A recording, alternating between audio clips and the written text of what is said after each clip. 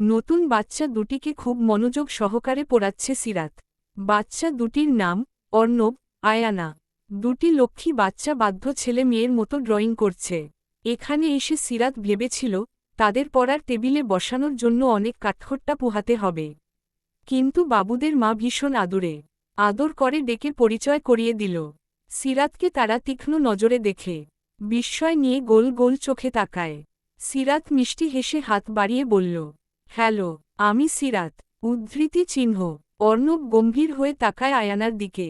Ayana তখনই সিরাতের সাথে হাত মিলিয়ে বলল, আমি আয়ানা। উদ্ধৃতি চিহ্ন। জবাব দিয়েই অর্ণবের দিকে আঙুল তুলে বলল, এটা কুমড়োপটাস। উদ্ধৃতি চিহ্ন। বলেই মুখ চেপে খিকখিক করে হেসে ওঠে। সিরাতও হাসছে। কি দুষ্টু মেয়ে। অর্ণব রাগে দাঁত কটমট করে তাকায়। মাথায় চট করে চাটি মেয়ে তারা চিহ্ন রে বলল, তুই কটকটি, কালো বাদুর। আয়ানাও মুহূর্তে রেগে যায়। মায়ের সামনে দাঁড়িয়ে চিল্লিয়ে উঠে। সিরাত কানে দুহাত চেপে অসহায় মুখে দাঁড়িয়ে আছে। তাদের মা ব্যাপারটা সামলাতে দুজনকেই আদর করল।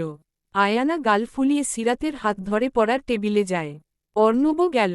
সেই থেকে সিরাত যা যা পড়তে বলছে সব মন দিয়ে পড়ছে। তাদের মা কলি শিকদার চা আর বিস্কুট নিয়ে আসলেন।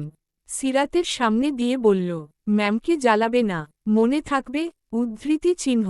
আয়ানা আর অর্ণব বাধ্যগত সন্তানের মতো মাথা ঝাঁকায়। সিরাত হাসল। তাদের মাথার চুল এলোমেলো করে বলল, আমাকে পছন্দ হয়েছে। কার কার গিফট পেতে ভালো লাগে? দুইজনেই একতালে বলল, তুমি খুব মিষ্টি, রসমালাইয়ের মতো। তাই না আম্মু? কলি মিষ্টি হেসে বেরিয়ে গেল। তৎক্ষণাৎ আবারও তারা বলল, গিফট পেতে খুব ভালো লাগে। আমি চাই। সিরাত চা খেয়ে আড্ডায় বসল। প্রথম দিন পড়ার তালে রাখলে বাচ্চাগুলো বিরক্ত হয়। তাই ফ্রি হওয়ার জন্য আরাম করে বসল। আজ ক্লোজ হওয়া যাক, তবেই টিউশন করে মজা। নয়তো বাচ্চারা ভয় পায়, পড়তে চায় না। হিতে বিপরীত হলে সমস্যা। আস্তে আস্তে কৌশলে মন বসাতে হবে বইয়ে। সিরাত দুই হাত টেবিলে রেখে বলল, প্রতিদিন পড়া, হোমওয়ার্ক কমপ্লিট করলে দুইজনের দুইটা চকলেট গিফট। রাজি তোমরা? ম্যাম যা বলবে শুনতে হবে, ঠিক আছে? উদ্ধৃতি চিহ্ন। দুজন খুশিতে হই হই করে চেয়ার থেকে উঠে দাঁড়ায়। সিরাতের দুপাশে দাঁড়িয়ে জাপটে ধরে আনন্দে। চোখ মুখে খুশি উপচে পড়ছে চকলেটের লোভে। ম্যামের কথা শুনব। চকলেট অনেক মজা। আমি খাব। অর্ণবের সাথে আয়ানাও জেদ করল। সিরাত দুজনকে আদর করে গালে চুমু খায়। টেবিলে বসিয়ে গল্পের সাথে টুকটাক পড়াশোনা করায় সিরাত। মন খুলে অনেক আড্ডা দিল। টিউশন করিয়েও হৃদয়ের ক্ষত হালকা করা যায়। বাচ্চাদের সাথে মিশলে সব কষ্ট কোথায় যেন হারায়। সময় শেষে সিরাত তাদের বিদায় দিয়ে বেরিয়ে আসল। সাফওয়ান চলে গেছে তাকে নামিয়ে। গাড়িতে টিপ্পনি কেটে সেই কথা বলার পর সিরাত লজ্জায় জানালার বাইরে মুখ করেছিল। সাফওয়ান হাজার ডাকলেও ঘুমের ভান ধরে চোখ বন্ধ করে রাখে। ভাবটা এমন, কানের কানে ঢোল পেটালেও ঘুম ভাঙবে না। শেষে সাফওয়ান বুঝতে পেরে উচ্চস্বরে হেসে নিয়ে আসলো সঠিক লোকেশনে। হঠাৎ ব্রেক কষার ফলে সিরাত ধরফর করে পাশ ফিরে বলল, কি হলো? উদ্ধৃতি চিহ্ন। সাফওয়ান তাকায় এক দৃষ্টিতে। মৃদু হেসে ঠোঁট কামড়ে সামনে ইশারা করে বলল, এসে পড়েছি ম্যাম। উদ্ধৃতি চিহ্ন। সিরাতের হুঁশ ফিরে। সে বাইরে নজর দিয়ে কপাল কুঁচকে বলল, ওহ, এসে পড়েছি। কথা শেষেই ডোর খুলে বেরিয়ে আসে। কাঁধের ব্যাগ শক্ত করে ধরে এগিয়ে যায় বাসার ভেতর। তখনই কানে আসে সাফওয়ানের গলা, সিরাত, একটা থ্যাঙ্কস অন্তত ডিজার্ভ করি। উদ্ধৃতি চিহ্ন। সিরাত জিহ্বা কামড় দেয়। চোখ খিচে পেছনে ঘুরল। জোরপূর্বক হেসে বলল, থ্যাঙ্ক ইউ ভাইয়া। এখন আসি, দেরি হয়ে যাচ্ছে। উদ্ধৃতি চিহ্ন। সাফওয়ান মাথা এলিয়ে গাড়িতে বসল। ভাবনায় বোধ হয়ে সিরাত রিকশার ঝাঁকিতে হুঁশে এল। তখন বিকেলের শেষ প্রহর। রিকশা থামার ধাক্কায় ভাবনা ছুটে যায়। পার্স থেকে টাকা দিয়ে গেইটের ভেতর ঢুকে। আজকাল সাফওয়ানের নামক অসুখ সারা দেহে ছড়িয়ে পড়েছে। সারাক্ষণ মনের গহীনে উকি ঝুঁকি করে। দীর্ঘশ্বাস ফেলল সে। তার অতীত সাফওয়ান কিভাবে নিবে? নিশ্চয়ই খারাপ মেয়ে ভাববে। অতীত শুনেই দূরে পালিয়ে যাবে। কে না চায় তার বিয়ে করা বউ পবিত্র হোক, কারো ছোঁয়া না পাক, শুধুমাত্র তার দেহের প্রথম স্পর্শ থাকুক। বিয়ের আগে একটি ছেলের সাথে ঘনিষ্ঠ হওয়া ভয়ঙ্কর পাপ। সেটা টাকার লোভে হোক অথবা নিরুপায় হয়ে। সবাই চায় তার জীবনসঙ্গী শুধুমাত্র তার ভালোবাসায় ডুবে থাকুক। তার দেহে কেন অন্য পুরুষের চিহ্ন থাকবে? তাকে ঠকানো হবে। পরে সে যতই মেনে নিক তবুও কোনো একদিন খোঁচা দিয়ে কথা বলতেও পিছপা হবে না। কিন্তু সিরাত চায় না কেউ তাকে কথা শোনাক। দরকার হলে মাকে নিয়েই জীবন কাটিয়ে দিবে। শক্ত হাতে সংসার চালাবে। সিরাত ভাবল সাফওয়ানকে সব বলবে। এভাবে দিন বাড়লে ফুটবল হবে। মায়া জন্মাবে একে অপরের প্রতি। টান, মায়া হলে সমস্যা। শেষে দুজনই কষ্ট পাবে। সিরাত সব ভেবে দরজা নক করল। তাইমা খানম দরজা খুলে ভেতরে আসে। মেয়ের দিকে তাকাতেই বুকটা মুচড় দিয়ে উঠে। মুখটা সারাদিনের ক্লান্তিতে শুকিয়ে গেছে। গলার হাড় স্পষ্ট।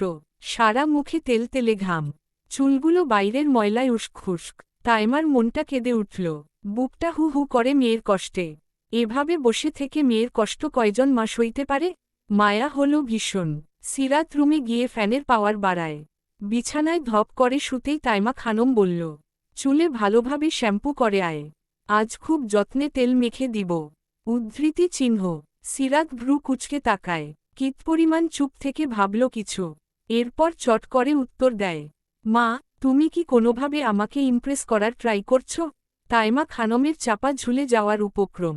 সে কথার মানে বুঝতে না পেরে বলল, ইমপ্রেস করার চেষ্টা করব কেন? আয়নায় নিজেকে একবার দেখেছিস কেমন কালো দেখা যায়? নিজের যত্ন নেওয়া কবে শিখবি? সিরাত পাশে ফিরে মায়ের কোলে গুটিসুটি মেয়ে তারা চিহ্নরে মাথা রেখে বলল, আমি ভাবলাম ওই সাফওয়ানের কথা। উদ্ধৃতি চিহ্ন। কথা বলেই পূর্ণরায় বলল, যত্ন নেওয়ার সময় আছে তোমার মেয়ের? সারাদিন 1 মিনিট নিজের জন্য পাই কোথায়? তাইমা খানম এতক্ষণ বুকে চেপে রাখা কষ্ট বের করে দিল। মেয়ের মাথায় হাত বুলিয়ে কেঁদে উঠে। অঝরে কান্না করে বলল, আমি তারা চিহ্ন রলেই ভালো হতো।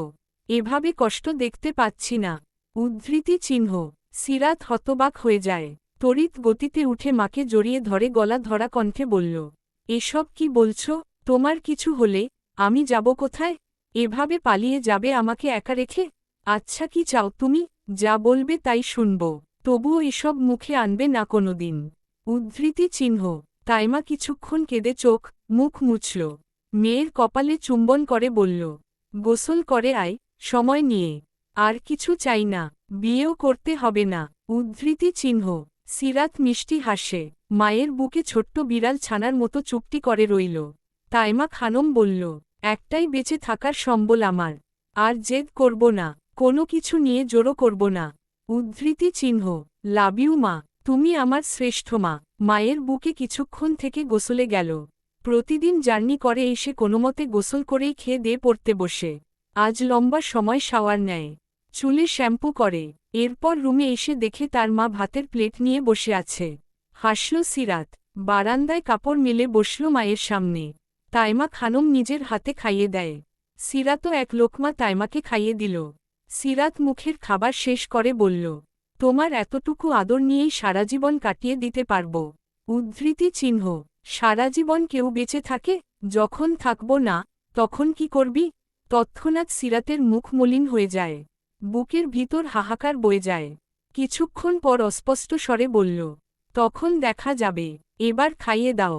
তাইমা খাইয়ে দিয়ে জোর করে বসায় চুলে তেল দেওয়ার জন্য। সিরাত নাক ছিটকায়। এসব মোটেও ভালো লাগে না। শেষে তাইমায় চোখ পাকিয়ে তাকানো দেখে গাল ফুলিয়ে বসল। তাইমা যত্ন করে সারা মাথায় তেল মেখে দেয়। মাথা মেসেজ করাই সিরাত প্রাণভরে শ্বাস নেয়। শান্তি লাগছে তার। মায়ের ঋণ শোধ হবে না কোনোদিন। তার ভালোবাসা অফুরন্ত। কোনো স্বার্থ নেই। _ প্রমুখ আজও সারাদিন শহরের অলিতে গলিতে খুঁজে বেরিয়েছে ভুট্টোকে। শেষে হতাশ হয়ে গাড়িতে মাথা চেপে বসল। কবির সামনেই ভাবুক দর্শক হয়ে দাঁড়িয়ে আছে। কম সময় খুঁজেনি তারা। তবুও ওই বজ্জাত ব্যাটার কোনো অস্তিত্ব পাওয়া যায়নি। প্রমুখ ঘন ঘন শ্বাস ফেলল। নিজেকে যথেষ্ট কন্ট্রোল করে বলল, ব্যাটা বদমা তারা চিহ্ন একবার হাতের কাছে পাই, আমাকে দড়ি দিয়ে ঘুরানোর স্বাদ সারা জীবনের জন্য ঘুচিয়ে দিব। রাগে কটমট করে দাঁত চেপে আছে। কবির গলা খাকরি দেয়, একটু নড়েছে বলল, কিছু মনে না করলে একটা কথা বলি? উদ্ধৃতি চিহ্ন। প্রমুখ অগ্নিচোখে তাকায়। চোখ তার লাল বর্ণ ধারণ। দাঁতে দাঁত চেপে বলল, তোর জ্ঞান শোনার জন্য প্রতিমাসে টাকা দেই? তুই আমার অ্যাসিস্ট্যান্ট নাকি আমি তোর? কবির শুকনো ঢোক গিলল। সে কখন বলল প্রমুখ তার অ্যাসিস্ট্যান্ট? সে পা বাড়িয়ে দূরে যেতেই তেতে উঠে প্রমুখ। এক পা নড়লে ওই ঠেং আমি ভেঙে দিব। মুহূর্তেই ভয়ে আটসাট হয়ে আগের স্থানে এসে দাঁড়ায় কবির। এমনিতেই প্রমুখ দুদিন রোদে পুড়ে ভুট্টোর সন্ধান পায়নি। মাথায় রাগ চড়ে আছে, এখন আবার খ্যাপিয়ে দিলে ভয়াবহ সমস্যা হবে। দেখা যাবে সত্যি সত্যি ঠেং ভেঙে দিয়েছে। প্রমুখ চোখ বন্ধ করে ভাবল, এভাবে খুঁজলে ইহজীবনেও পাবে না। কিত্থন মস্তিষ্ক খাটিয়ে কল করল তার দলের রায়হানকে। রায়হান, 20 জন লোক নিয়ে কুমিল্লা চলে আয়। সন্ধ্যার আগে, জাস্ট 40 মিনিটে আমার সামনে দেখতে চাই, নয়তো সব কটার মাথায় গুল্লি ঠুকে দিব। একদমে কথা বলেই কল কেটে দেয়। কবির সেখানেই মূর্তির মতো দাঁড়িয়ে আছে। প্রমুখ কপাল কিঞ্চিত করে বলল, দাড়িতে থাকার জন্য এনেছি। আহা তারা চিহ্ন মুখ, আমি ড্রাইভ করে হোটেলে যাব। উদ্ধৃতি চিহ্ন। কবির চট করে উঠে গাড়ি স্টার্ট দেয়। হোটেলে পৌঁছে প্রমুখ খাবার অর্ডার দিল। খুব খিদে পেয়েছে তার। কবিরও ফ্রেশ হতে যায়। প্রমুখ রায়হানকে টেক্সট করল, আজ সারা রাত ভুট্টোকে খুঁজবি, নয়তো ছাড়ব না কাউকে। কালকের মধ্যে সন্তুষ্টজনক খবর শোনা চাই। গায়ের কাপড় খুলে শাওয়ার নিয়ে আসল। অতঃপর কবির আর প্রমুখ পেট পুড়ে খেয়ে আরামে গাইলিয়ে দেয় বিছানায়। ভুট্টোর চিন্তায় বুঁদ হয়ে আছে সে। লোকটা এত চতুর, যার কাউকে খুঁজতে 1 ঘণ্টা লাগে না, সে 48 ঘণ্টা ধরে একটি লোককে খুঁজেই যাচ্ছে। দীর্ঘশ্বাস ফেলল সে। চোখ বুজে আসছে ঘুমে। মধ্যরাতে স্বপ্নে আজ হঠাৎ তার মাকে দেখতে পেল। তার মা একটি কিশোরী মেয়ের সাথে হেসে খেলে কথা বলছে। তারই রুমে বসা 2 জন। মেয়েটিকে সে চেনে। ঘুমেই মনে করার চেষ্টা করল প্রমুখ।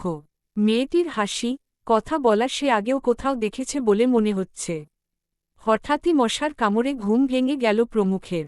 ধরফরিয়ে উঠে অনুভব করল, দরদর করে ঘামছে সে। তার মা, সেই আগের মতোই লাবণ্যময়ী চেহারা। প্রমুখ ঢোক গিলে শুকনো গলা ভেজাল। হাত বাড়িয়ে রুমের লাইট জ্বালায়। পাশ থেকে গ্লাসে পানি নিয়ে ভাবল এতক্ষণ স্বপ্নের কথা। কে সেই মেয়ে, কেন এলো তার স্বপ্নে, তাও মায়ের সাথে? চিন্তায় মস্তিষ্ক ফাঁকা ফাঁকা লাগছে তার। মায়ের কথা মনে হতেই ফোন বের করল। সময় এখন রাত 4টা। বড় নিঃশ্বাস ফেলে সে। কিছুক্ষণ সারা রুম পায়চারি করে।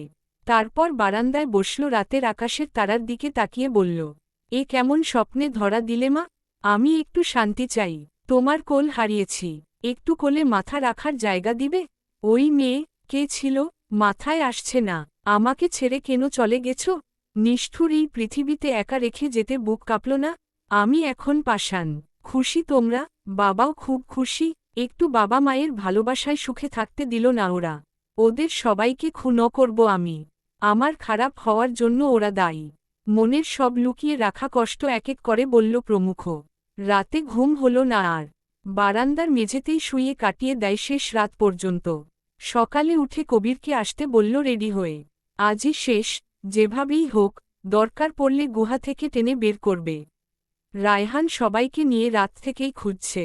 3 জন করে দল ভাগ হয়ে ছড়িয়ে যায় শহরে। চিপাও বাদ নেই। কবির দরজা নক করতেই প্রমুখ বেরিয়ে আগে আগে যায় গাড়ির কাছে। কবিরও চুপ রইল, মন দিয়ে ড্রাইভ করল সে। থামল মার্কেটের কাছে। এখানে অনেক ভিক্ষুক বসে থাকে। যারা যারা মার্কেটে যায়, সবাই কিছু না কিছু দান করে। প্রমুখ কয়েকটি ভিক্ষুককে বলল, মতিনকে চিনেন? সেও কুমিল্লায় ভিক্ষা করে।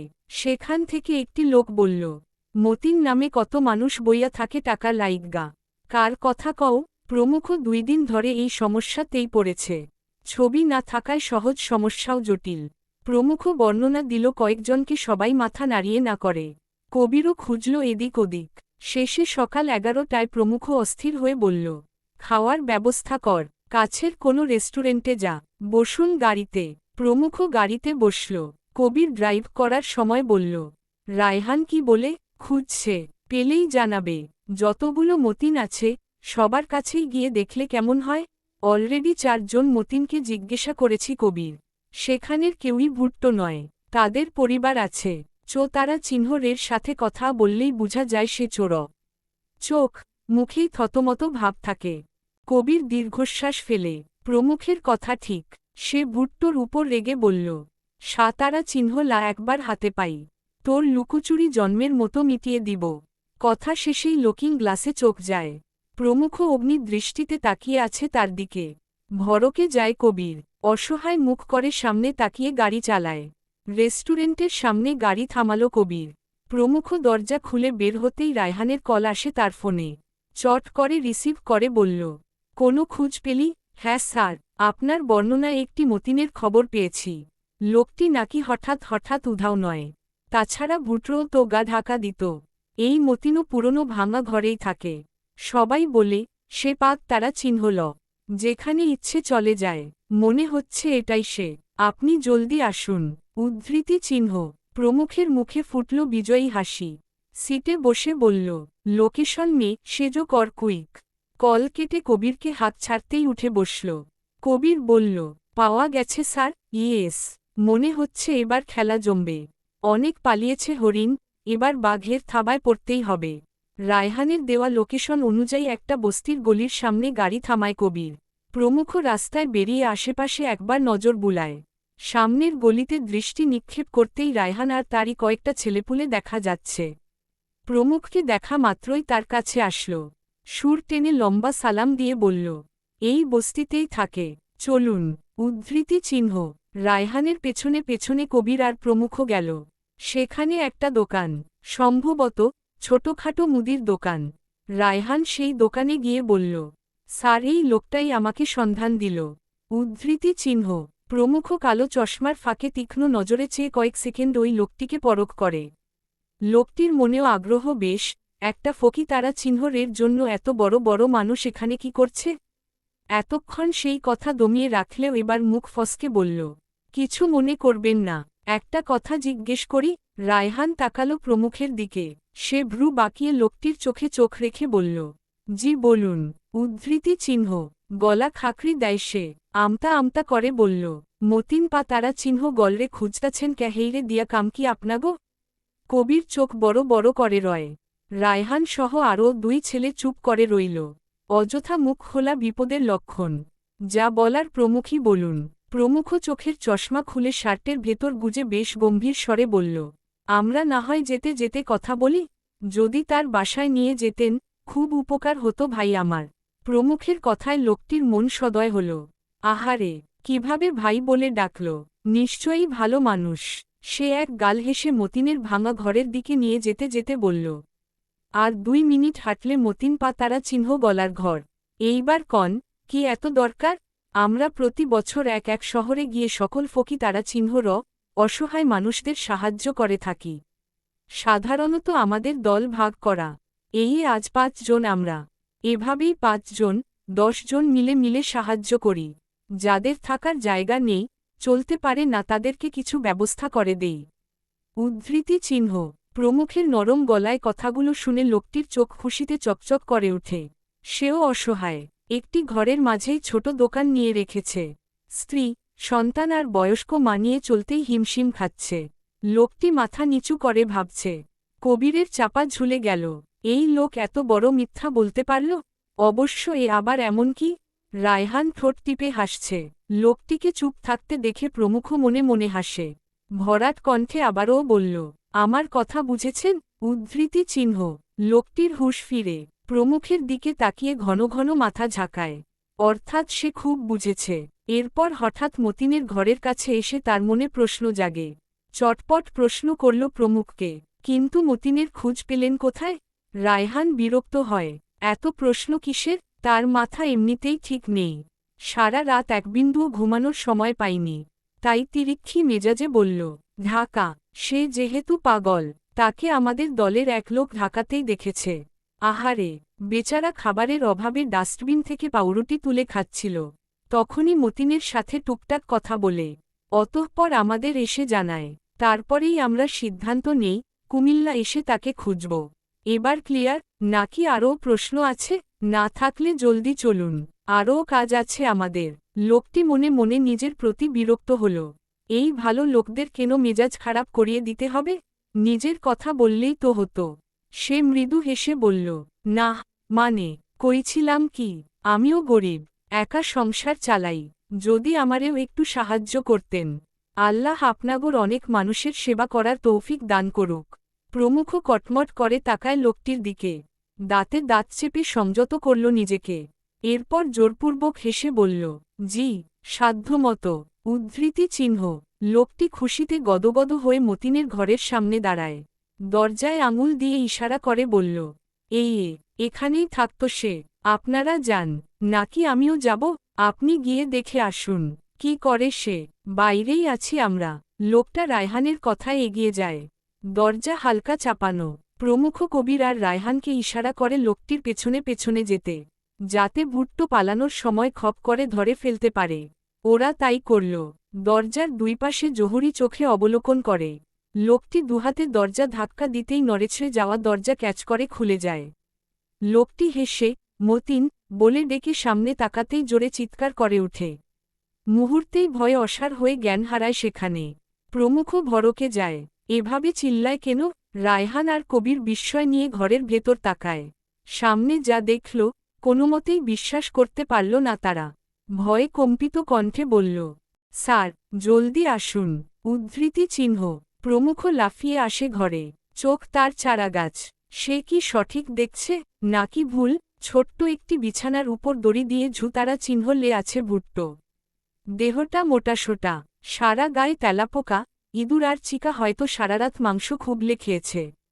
ভুট্টোর শরীর থেকে আসছে বাজে গন্ধ। হয়তো একদিন আগেই মাতারা চিহ্নরা গেছে সে। কিন্তু সুইসাইড কেন করল সে? মুখটা কেমন ভয়ঙ্কর হয়ে আছে। চোখ দুটি খোলা অবস্থায়। ঘরের জিনিসপত্রগুলো এলোমেলো। বিছানায় কোনো চাদর নেই। প্রমুখ শুকনো ঢোক গিলে। এত দূর এসে কি হল? শেষ ভরসাও মাটি হয়ে গেল। আশার আলো নিভে গেল নিমেষেই। কার জন্য এতদূর আসল? কবির ঘামছে, ভয়াবহ মৃত্যুতে সে হতবিহ্বল। প্রমুখের ছোট হয়ে যাওয়া মুখের দিকে তাকিয়ে বলল, লোকটায় তারা চিহ্ন সি দিল কেন স্যার?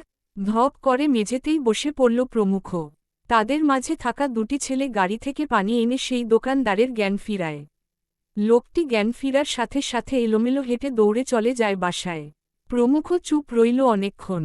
ভাবল হামিদুর রহমানের মৃত্যুর আগে বলে যাওয়া কথাগুলো। ভুট্টো গিয়েছিল তার কাছে। ভয়, আতঙ্কে মুখ দিয়ে আবোলতাবোল প্রলেপ গায়। বলছিল, মেরে ফেলবে, কাউকেই বাঁচিয়ে রাখবে না। প্রমুখ উঠে দাঁড়ায়। তার ব্যাপক সন্দেহ এটা সুইসাইড নাকি তারা চিহ্ন ন। কেন সে তারা চিহ্ন সাইড করবে? তীক্ষ্ণ চোখে খুঁটিয়ে খুঁটিয়ে দেখল সারা ঘর। ঘরে একটা টেবিল তাও উল্টো হয়ে মেঝেতে পড়ে আছে। হয়তো এটার উপর উঠেই দড়িতে ঝুলেছে। একটি পানির গ্লাস আর জগ। পাশের দড়িতে ময়লা দুইটা কাপড় ছাড়া ঘরে কিছুই নেই।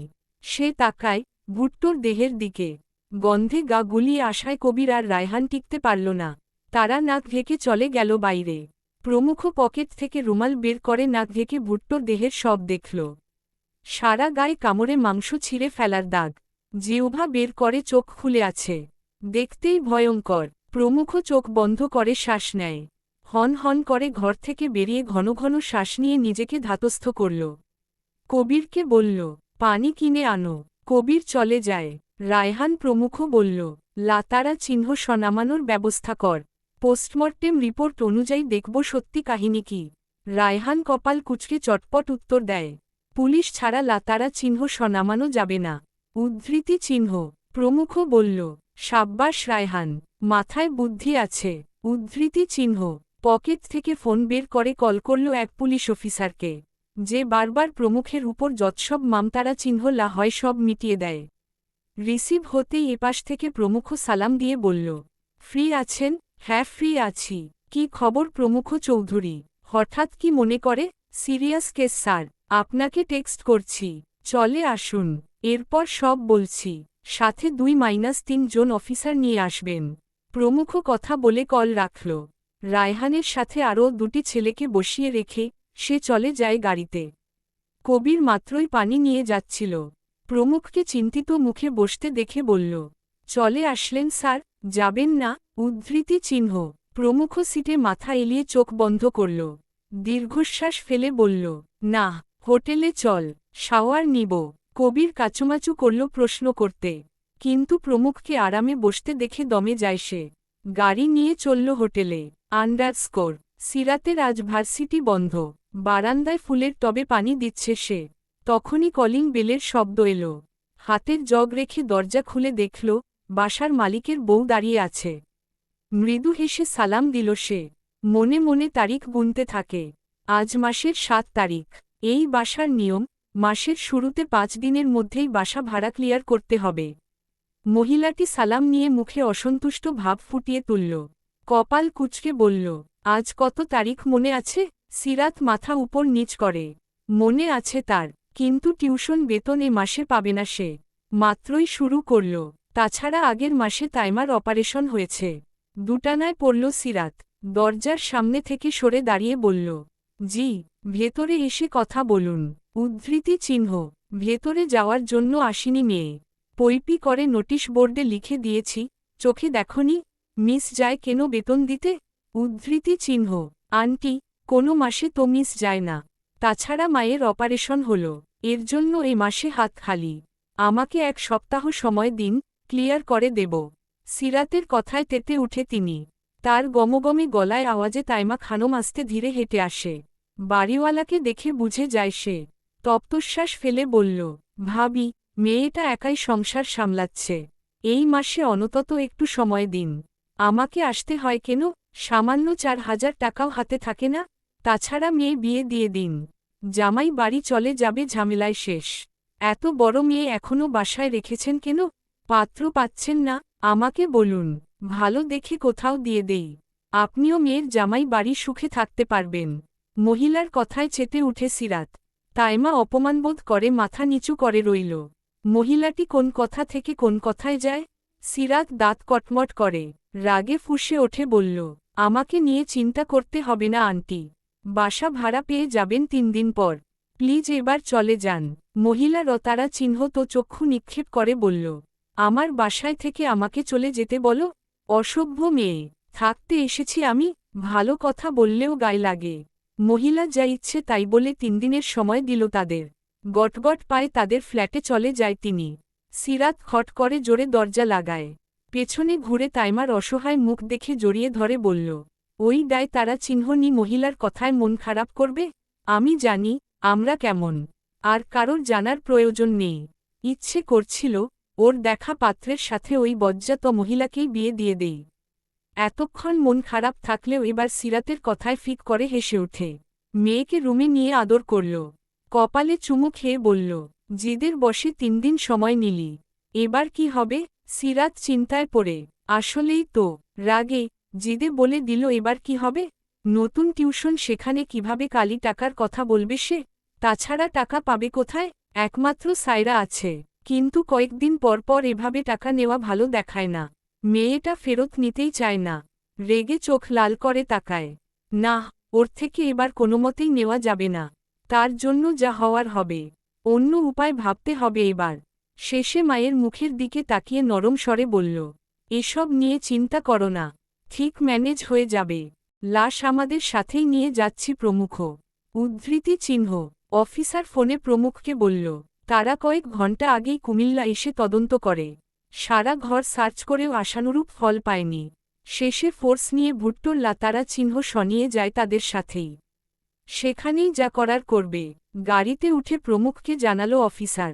প্রমুখও বিছানায় বসে জবাব দেয়, থ্যাংক ইউ স্যার, তাহলে আমিও বাসায় যাচ্ছি। উদ্ধৃতি চিহ্ন। আচ্ছা চলে আসো। উদ্ধৃতি চিহ্ন।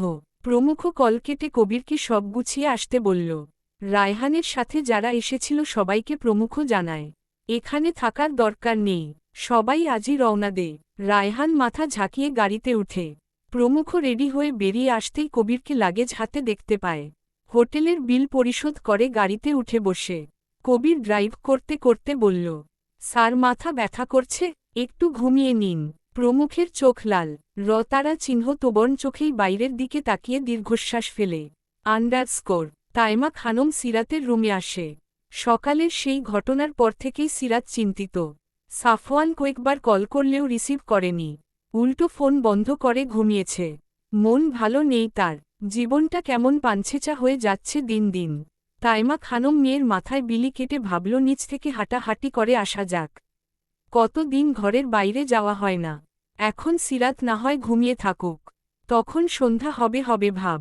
তাইমা খানম গায়ের ওড়না ঠিকঠাক করে ফোন হাতে নিল।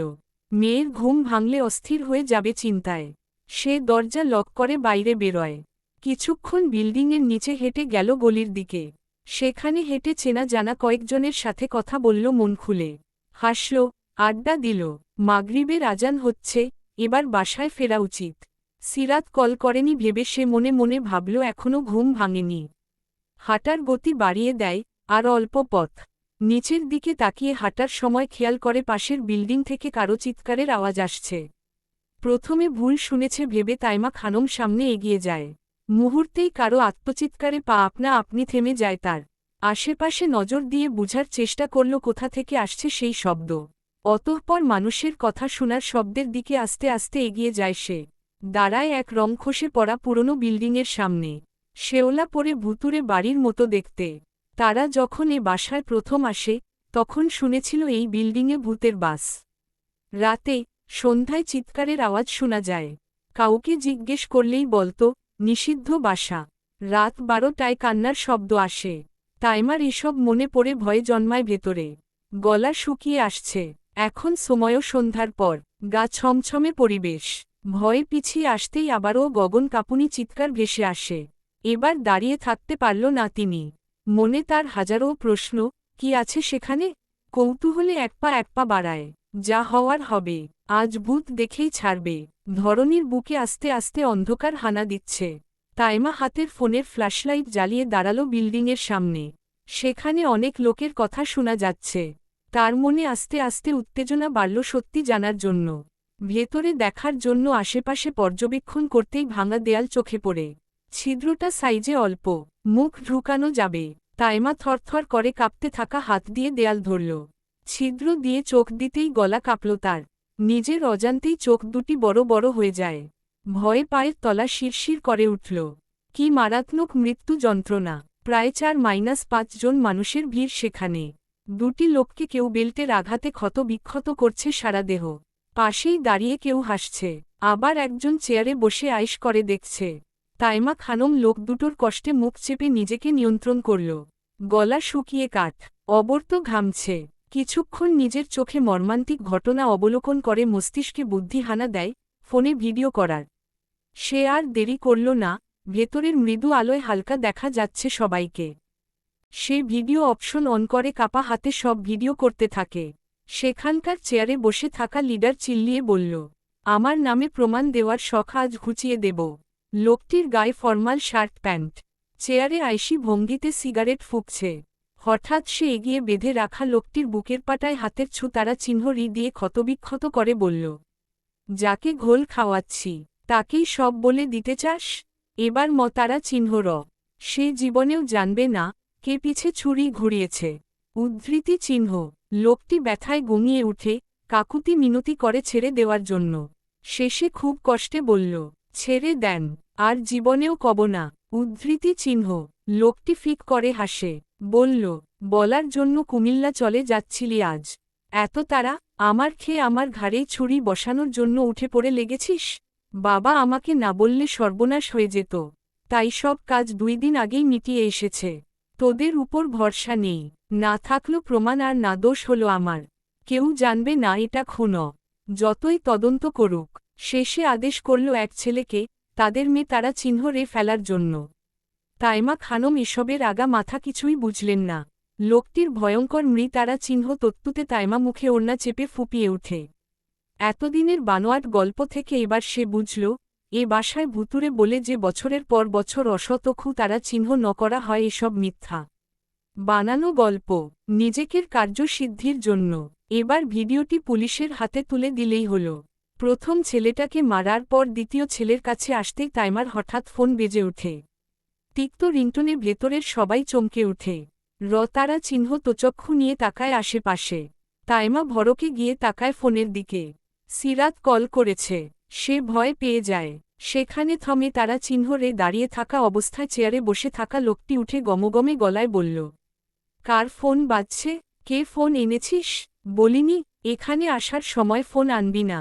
সবাই একে অপরের দিকে তাকিয়ে অস্থির গলায় বলল, বর্ষ, এখানে আরও কেউ আছে। উদ্ধৃতি চিহ্ন।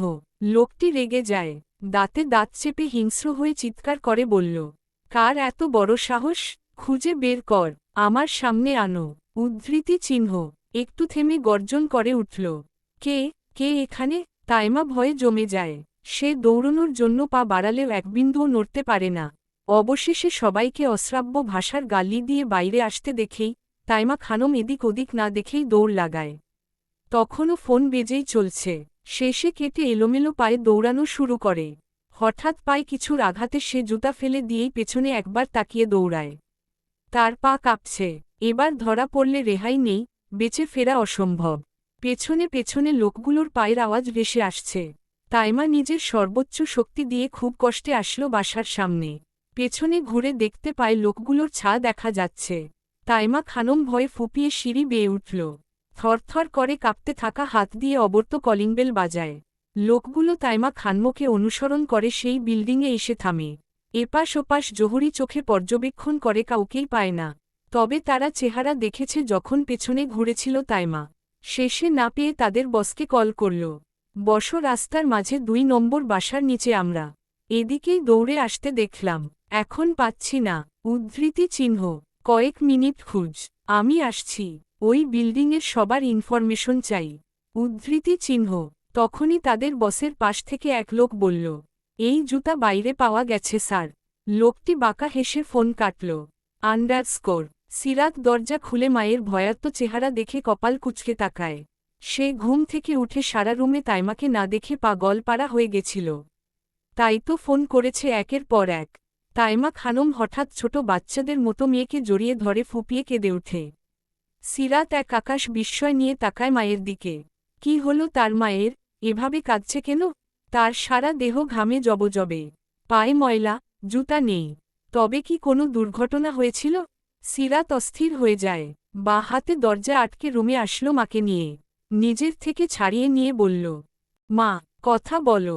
এভাবে কাঁদছ কেন? কেউ কিছু বলেছে? তাইমার চোখে ভাসছে এখনও সেই দৃশ্য। মেয়েকে কিভাবে বলবে সে? একটুর জন্য তার জান ফিরে এসেছে ঘরে। নয়তো মেয়ের থেকে চিরকালের জন্য বিদায় নিতে হতো। তবুও লোকগুলো এত সহজে ছেড়ে দিবে? তাইমা অঝরে মেয়েকে ধরে কেঁদে যাচ্ছে।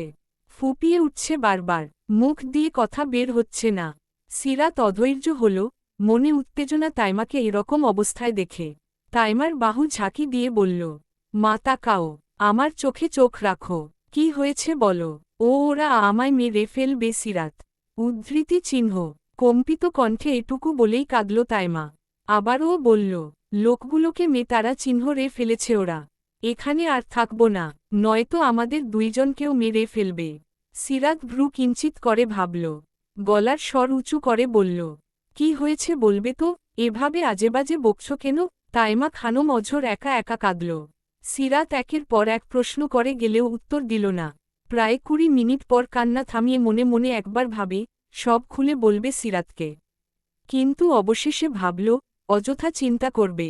তার থেকে যত দ্রুত সম্ভব সিরাতকে বিয়ে দিয়ে সে ভাইদের কাছে চলে যাবে। তাইমা কাপা পায়ে উঠতেই সিরাত বলল, তুমি বলবে না তাই তো? ওকে ফাইন, কিছুই বলতে হবে না। তাইমাকে বাথরুমের দিকে যেতে দেখে সিরাত বড় বড় পা ফেলে মাকে জড়িয়ে ধরে বলল, ও মা, বলো না কি হয়েছে তোমার? কে মেয়ে তারা চিহ্ন রে ফেলবে? তাইমার মন গলে একটু। মেয়েকে ধরে চোখের পানি ফেলে বলল, বলবো, সব বলবো, একটু সময় দে। সিরাত সরে দাঁড়ায়। তাইমা খানম বাথরুমে গিয়ে লম্বা শাওয়ার নেয়। চোখের সামনে ভাসছে সেই দৃশ্য। তার পেছনে ছুটে আসা কথা মনে হলেই বুক ধরফর করে। মনে হয় স্ট্রোক করবে সে। গোসল করে সেদিন সিরাতকে কোনো কথাই বলল না। রাতে না খেয়েই ঘুমিয়ে যায়। ভয়, আতঙ্কে ভয়াবহ জ্বর হানা দেয় তার শরীরে। সিরাত অস্থির হয়ে মায়ের মাথার কাছে বসল। তাইমা জ্বরের ঘোরে বাজে বকছে। সেই ঘটনাই আওড়াচ্ছে বারবার। সিরাত জলপট্টি দিয়ে সারা রাত ভাবল মায়ের কথা। এসব উল্টাপাল্টা কি বকছে তার মা? কিসের এত ভয়, যার ফলে তীব্র জ্বর চলে আসল। আন্ডারস্কোর। সকাল ৯টায় তাইমার জ্বর কমে যায়। বিছানায় শুয়া থেকে উঠে বসে দেখল সিরাত তার মাথার কাছে ঘুমিয়ে আছে। মেঝেতে পা মেলে বিছানায় মাথা গুজে পড়ে আছে। তাইমা চুমু খায় মেয়ের মাথায়। হঠাৎ ছোঁয়ায় ঘুম ছুটে যায় সিরাতের। ধরফর করে উঠে বলল, জ্বর কমেছে? হাতের উল্টো পিঠ দিয়ে গলা, মাথা চেক করল তাইমা খানমের। না, জ্বর কমেছে। স্বস্তি পেল সে। তাইমা মলিন হেসে মেয়েকে দেখল। বলল, রাতে ঘুমাসনি? সিরাত নাস্তা করার জন্য বাইরে যেতে যেতে বলল, ঘুমিয়েছি। এবার নাস্তা করে আমাকে সব বলবে।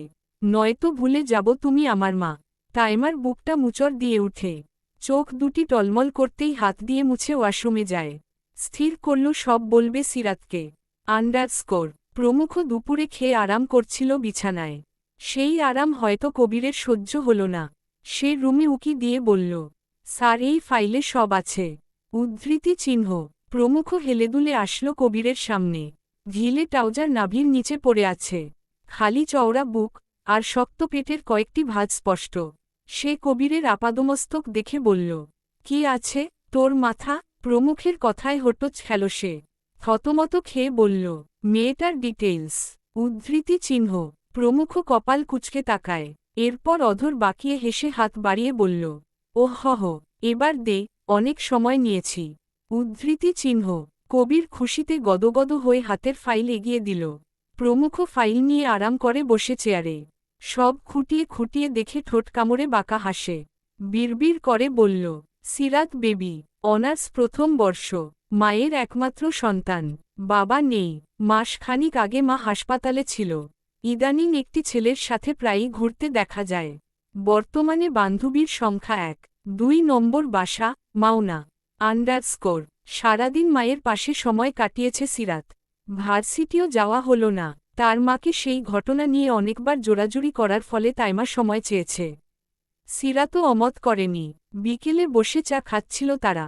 তখনই কল বেজে উঠে সিরাতের। হন্তদন্ত হয়ে ফোন হাতে নিয়ে দেখল সাফওয়ানের কল। ছেলেটা কাল থেকে অবর্ত কল দিয়েই যাচ্ছে। এখন না ধরলে কেমন দেখায়। আকাশ পাতাল ভাবে কল রিসিভ করতেই ওপাশ থেকে সাফওয়ান বলল, সিরাত আমাকে ইগনোর করছো? কতবার কল দিয়েছি খেয়াল আছে? উদ্ধৃতি চিহ্ন। সিরাত চোখ বন্ধ করল। ঢোক গিলে বলল, খেয়াল করিনি, মায়ের জ্বর, তাছাড়া আমারও মন ভালো নেই। সাফওয়ান মন খারাপ শুনে অস্থির হল। বলল, কেন কি হয়েছে? শরীর ঠিক আছে? উদ্ধৃতি চিহ্ন। হ্যাঁ, পরে কল করি সাফওয়ান। সাফওয়ান অবাক হল। সে চেয়েছে আজ দেখা করতে। তাই বলল, বের হও সিরাত, দেখা করি প্লিজ। কতদিন তোমাকে দেখা হয় না। সিরাত অপ্রস্তুত হয়ে যায়। এভাবে তাইমাকে রেখে যাওয়া যাবে না। সে নরম স্বরে জবাব দেয়, মাকে রেখে যাব না। তাছাড়া কালকের আগের দিনই দেখা হয়েছে, মনে করে দেখুন। সাফওয়ান হাল ছাড়ল না। বলল, আন্টির কাছে দাও, বুঝিয়ে বলছি। সিরাত হতাশ হয়ে নিয়ে যায় তাইমার কাছে। হাত বাড়িয়ে বলল, সাফওয়ান কথা বলবে তোমার সাথে। তাইমা খানম খুশি হয়ে ফোন কানে নিয়ে বলল, কেমন আছো বাবা? ভালো আন্টি। আপনার শরীর কেমন? সিরাতকে এখন একটু পাঠানো যাবে? আলহামদুলিল্লাহ ভালো। কোথায়? উদ্ধৃতি চিহ্ন। এই তো রাস্তায়, একটু সময় কাটিয়ে দিয়ে আসবো ওকে। সমস্যা নেই। তাইমা খানম খুশি হল। কিছু না ভেবেই বলল, হ্যাঁ যাবে। আমি বলছি, থ্যাংক ইউ আন্টি। আপনার শরীর খারাপ বলে আসতে চাইছে না। তাইমা মৃদু হেসে বলল, জ্বর ভালো হয়েছে, তোমরা যাও। সাফওয়ান রেখে দিতেই তাইমা খানম সিরাতকে বলে, রেডি হয়ে যা। সাফওয়ান রাস্তায় অপেক্ষা করবে। সিরাত নাকমুখ কুচকে দাঁড়িয়ে আছে। মুখে বিরক্ত ভাব ফুটিয়ে বলল, এখন যেতে ভালো লাগছে না মা। আর তুমি ধেই ধেই করে হ্যাঁ বলে দিলে? অসহ্যকর। না গেলে আমিও কথা বলবো না। পারলে আজই বিয়ে দিয়ে দিতাম আমি। উদ্ধৃতি চিহ্ন। সিরাত বিরক্ত হয়ে রুমে যায়। পেছনে পেছনে তাইমা এসে আদুরে স্বরে বলল, সিরাত ঘুরে আয়, ভালো লাগবে। তাছাড়া আমি ভাবছি কাল সাফওয়ানকে ডাকব, বিয়ের প্রস্তাব দিব। মুহূর্তেই মায়ের কথায় কান গরম হয়ে যায়। রুক্ষ গলায় বলল, বাজে বকবে না মা, নয়তো যাব না বাইরে। তাইমা খানম দমে যায়। থাক, রাতে বুঝিয়ে বলবে। এখন যেভাবেই হোক সিরাতকে রেডি করাতে হবে। তাইমা আদর করে অনেক বুঝিয়ে অবশেষে বাইরে পাঠালো। তবে সিরাত বলে যায় যেই আসুক দরজা খুলবে না। তাইমাও মাথা ঝাঁকিয়ে সাই জানায়। সিরাত সাফওয়ান মুখোমুখি বসে আছে একটি ছোটখাটো পার্কে। চারপাশে ফুল বিক্রি করছে কয়েকটি ছেলে মেয়ে। তাদের দিকে তাকিয়ে সিরাত ভাবছে, এই ফুলের মতো পবিত্র ছেলে মেয়েদের এখন স্কুলে থাকার কথা। মা বাবার বুকে শান্তি খুঁজার পালা। আর তারা বাস্তবতার কাছে হার মেনে ফুল বিক্রি করছে, এক মুঠো ভাতের অভাবে। কিছুক্ষণ আগেই তারা দুজন এখানে এসেছে। আসার পর থেকেই দেখছে প্রতিদিনের থেকে আজ সাফওয়ান চুপচাপ। তাই সিরাতও কিছু বলেনি। বাচ্চাদের হাসি, চঞ্চলতা উপভোগ করছে সে। সিরাতকে ফুলগুলোর দিকে তাকিয়ে থাকতে দেখে সাফওয়ান গলা খাকরি দিয়ে বলল, ফুল নিবে, এনে দেই। হঠাৎ সাফওয়ানের গলায় হুঁশ ফিরে সামনে ঘুরে ক্ষীণ হেসে জবাব দেয়, এমা, না না, ফুল লাগবে না, বললেই হলো, দাঁড়াও আনছি। সিরাত হাত বাড়িয়ে থামানোর আগেই সাফওয়ান বাচ্চাদের কাছে দৌড়ে যায়। সবার সাথে হেসে যতগুলো ফুল ছিল সব কিনে নেয়। সিরাত সেদিকে তাকিয়ে থাকার সময়ে একটি গাড়ি বাতাসের বেগে শাঁসা করে চলে যায়। হঠাৎ অল্প দূরত্বে যেয়ে গাড়িটি থামল। বাতাসের ধাক্কায় পেছনে ঘুরে সিরাত। চোখে পড়ে গাড়ি থেকে নামা প্রমুখের মুখ। পরনে কালো শার্ট, প্যান্ট, পেশিগুলো ফুলে ফেপে আছে। মুখে তার বাঁকা হাসি। দুহাতের সাহায্যে চুলগুলো পেছনে ঠেলে হাতা ফোল্ড করতে করতে এদিকেই আসছে। সিরাত কপাল কুঁচকে তাকায়। এ ছেলে এখানে কেন? তার আকাশ পাতাল চিন্তার মাঝেই প্রমুখ তার সামনে দাঁড়ায়। সিরাতের পাশের ফাঁকা জায়গায় ধপ করে বসল। সিরাত থমকে যায়, ভয় পাচ্ছে সে। নিজেকে গুটিয়ে আরও চেপে বসল সিটে। ধরা গলায় বলল, এখানে বসেছেন কেন? ততক্ষণে সাফওয়ান দূর থেকে সিরাতের পাশে প্রমুখকে বসতে দেখে বিস্ফোরণ দৃষ্টিতে তাকিয়ে হন্তদন্ত হয়ে এগিয়ে আসে। সিরাতের কথায় প্রমুখ আরও গা ঘেঁষে বসল। একটু ঝুঁকে সারা মুখ গভীর নয়নে দেখে। গলায় দাগ বসে আছে, তা চোখে পড়তেই শয়তারা চিহ্ন টানি হাসি হেসে আঙুল বাড়ায় সিরাতের গলার কাছে। নিশ্চয়ই তারই দেওয়া এই চিহ্ন। বাহ, এই মোক্ষম সুযোগ। প্রমুখের আচরণে সিরাত কেঁপে উঠছে। ভয়ে জড়ানো কণ্ঠে কিছু বলার আগেই সাফওয়ান প্রমুখের হাত ঝটকা মেয়ে তারা চিহ্ন রে দূরে সরায়। রেগে চোয়াল শক্ত করে বলল, মেয়ে মানুষের গায়ে হাত দেওয়া স্বভাবে দাঁড়িয়েছে? কোন সাহসে তুই সিরাতের গায়ে হাত বাড়াস? ওই হাত আমি ভেঙে দেব।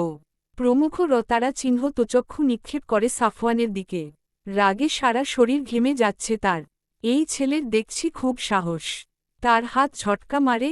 সেও রাগ নিয়ন্ত্রণ না করেই সাফওয়ানের কলার চেপে ধরে বলল, মাটি চাপা দিয়ে দিব। সাফওয়ান আস্তে করে নিজের কলার ছাড়িয়ে নেয়। সামনে এগিয়ে সাফওয়ান সিরাতের হাত ধরে তার পাশে দাঁড় করিয়েছে। সিরাতের চোখ টলমল, ভয়ে সারা দেহ অসাড় হয়ে আসছে। প্রমুখ রাগে ফুঁসছে। তার সাথে লাগতে আসার স্বাদ ঘুচিয়ে দিত। রাগ কন্ট্রোল করার জন্য সময় নিল কয়েক সেকেন্ড। এরপর হঠাৎই কি মনে করে অধর বাঁকিয়ে উচ্চস্বরে হেসে ওঠে। তার কাণ্ডে ভড়কে যায় দুজন। প্রমুখ মুখটা নিরীহ ভান করে ঠোঁট ফুলায়। এবার সময় নষ্ট না করেই চট করে সিরাতের গলার সেই দাগে আঙুল ছুঁয়ে দিল। নিজের উপর বিশ্বাস রেখেই ভুরু নাচিয়ে বলল, গলায় আমার দেওয়া চিহ্ন নিয়ে ঘুরছ, এটা তোমার বয়ফ্রেন্ড জানে? কতটা উন্মাদ ছিলাম ওই রাতে, এসবও জানা উচিত তার। তুমি সব বলবে, নাকি আমি? সে দেখুক, আদরের সময় একটুও কৃপাণতা করি না আমি। একটু থামল। সিরাতের মুখের কাছে ঝুঁকে জোরে ফু দিয়ে চট করেই বলল, তাই না সিরাত? ঠিক বলেছি আমি? এতটাই ভালোবাসো যে আমার দেওয়া চিহ্ন নিয়ে সব জায়গায় ঘুরে বেড়াও।